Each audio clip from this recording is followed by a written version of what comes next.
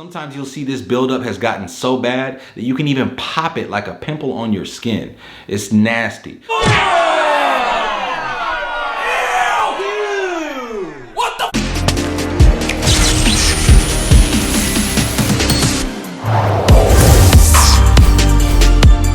Good YouTube, TP Locs here bringing you guys another video today. Yes, today you guys are going to be bringing you 5 signs that your locks need a little bit of loving. Everybody love everybody! Come on!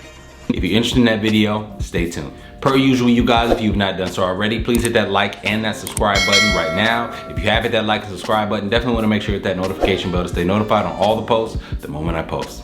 All right, let's get into the video. Today I just wanted to give some of you guys some free game with your locks. I see a lot of people still sending me questions about whether or not their locks look great, what they need to do, what are the signs that their locks are not on the right track. Today I'm gonna be giving you some of those signs. Now obviously there are some additional things that you can add to this list. If you find something that needs to be added, definitely leave them in the comment section below so we can give those tips to those people who need them, okay? Now reason number 1, and when it comes to the smell of your locks, you guys, this can be caused by a lot of things. Improper drying of your locks, improper washing of your locks. It could also be caused by wearing head coverings way too long. Yes, wearing a hat too long can absolutely cause your hair to get a little funky. In the case of drying your locks, I know how it is. Most of us have identified drying your dreadlocks as one of the most common pain points that we all experience. It's one of the main reasons why I tend to delay my washing, because just how long it takes to dry. When you're talking about drying your dreadlocks, you absolutely want to make sure that this is done in an effective, efficient way. Otherwise, you put yourself at risk for things like dread mildew and dread rot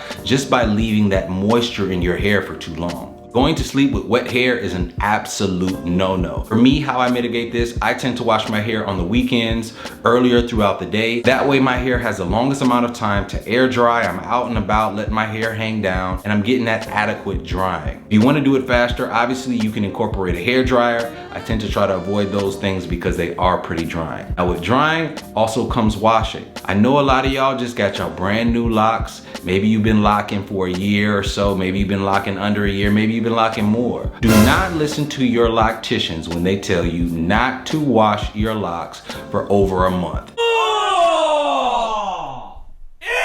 Ew! What the? I definitely understand that depending on your hair texture, those parts need to maintain their integrity. Locks may come out, it may look extra puffy, maybe trying to maintain appearances, but understand, dirty hair does not lock faster than clean hair. Dirty hair also stinks, which is the point of reason number 1. We do not want our hair to stink. If you're at a spot where your locks are stinky, do not neglect it, let's correct it, all right? Now me, I tend to wash my hair about once every 2 weeks. It usually depends on the season, how frequently I'm working out, a few different factors. For someone in the early stages of their lock journey, I would say at least once every 2 to 3 weeks. I would not go much longer than 3 weeks without washing your locks, especially if you're noticing an odor. The last thing that can cause your hair to stink is wearing head coverings too long. That's scarves, beanies, do-rags, bonnets, all of them. At some point, you want to give your hair and your scalp time to breathe. Now, I'm a person that has learned this late. In the beginning of my journey, I was wearing a head covering, a bonnet,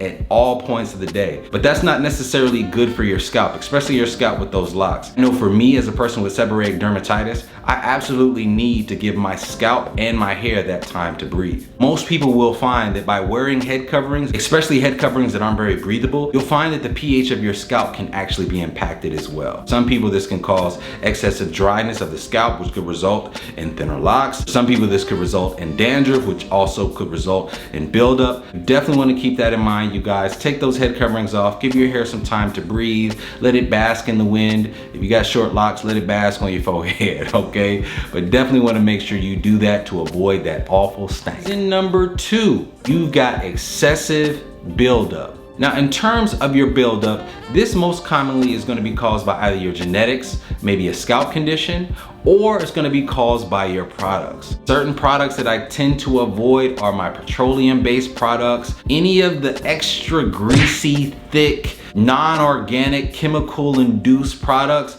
I stay away from them. This is exactly why I love House of Isis products. They're organic, they're vegan. We're talking about essential oils and ingredients that are intended for your scalp and your hair, and can be used on both. One huge benefit of having naturally organic products is that not only are they gonna dissolve into into your skin and your hair much better, but you're also gonna find that they rinse out better in the wash. If you're a person that's used those beeswax type products, or even like those old school jam hair gels, you'll find that when you wash your hair, when you don't rinse it thoroughly, or you're not able to get all that wax out of your lock, you'll find that you kind of have like this catch net of soap residue, of warmed product that hasn't properly dissolved into your hair or out of your hair, and it's just like a nasty, gunky mess. Sometimes you'll see this build up so bad, you can even pop it like a regular pimple. Ow! Ew! What the? So avoid those. Try naturally organic products that you can use as your moisturizer, as your twisting gel. Also try to make sure you use an organic shampoo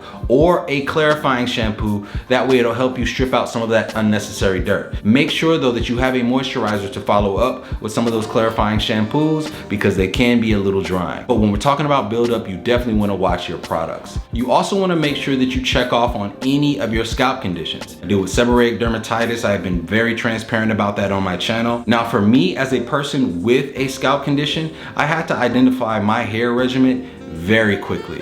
Why? Because I wasn't one of those people who could have an improper regimen and do locks at the same time. My scalp would be flaking after 1 week if I was not doing the right things to my hair. You guys have seen it. Sometimes it gets bad. So if you're a person with a scalp condition, I would first make sure that you confirm that with a licensed dermatologist. And then secondly, once you've identified some of the products you can use, some of the natural alternative products you can use, like your tea tree oils, your peppermint oils, your rose waters, your Jamaican black castor oils, go with those, okay? You wanna cultivate a regimen that keeps that dandruff at bay, thereby keeping that buildup out of your locks. When you get dandruff stuck in a lock, it is very hard to get out. Don't take my word for it and learn the hard way if you want to. That is thing number 2. Thing number 3. Lock thinning. Lock thinning can be a result of over twisting, over styling, result of genetics. Maybe you got alopecia or male pattern baldness. Whatever the case may be, if you find that your locks are thinning, it's time to pump the brakes and see what the source is. Me, the main culprit of my thinness was trial and error. Either I was over styling too much, getting my hair retwisted too much, or I was going to the barber too much and having him trying to keep me nice and crispy and fresh. These are all things that can result in thinning. Beautiful thing here, if your locks have been thinning just based on trial and error, you can sort of revert it back a little bit by reducing your styling. You can combine your locks. You can also crochet hair into the lock to make sure that it maintains its strength. Several things you can do when you have a process issue.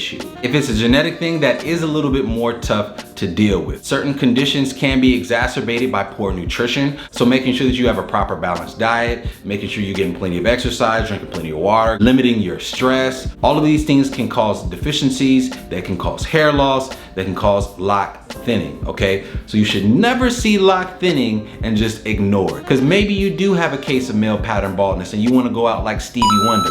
At least know that that's how you're going out. At least know the why. Number 4, you guys, this is subjective because we're all gonna think a little differently about this, but I feel like everybody with locks, everybody that has loose natural hair understands what this means. But how does your hair look and how does it feel? I know when my locks are dry, I know when they're brittle, I know when they don't feel healthy, and I know when it's time to correct that. A lot of people don't understand the negative implications for not moisturizing your hair correctly. You wanna make sure that you have the proper moisturization to enhance the strength and the malleability of that hair. If I don't wake up in the morning and spritz my locks with some rose water, and then I use my lock grooming oil by House of Isis, put it a little on my scalp, put a little on my hair. If I don't do that, my hair just doesn't look right, it feels crunchy, and that's not what we want. Definitely pay attention to what your hair looks and feels like, all right? That's thing number 4. Thing number 5, you guys, I ain't gonna lie to you. I thought I had a 5th thing, but I'll let y'all comment in the comment section below what the 5th thing is. I thought I had a 5th one in my notes, bro, but I can't think of one right now. So I'll leave that last one to y'all and I'll pin up my favorite answer. All right, but hopefully this video has helped you out. I know there's a lot of people out there who are still trying to get it right with their locks. I am here to help.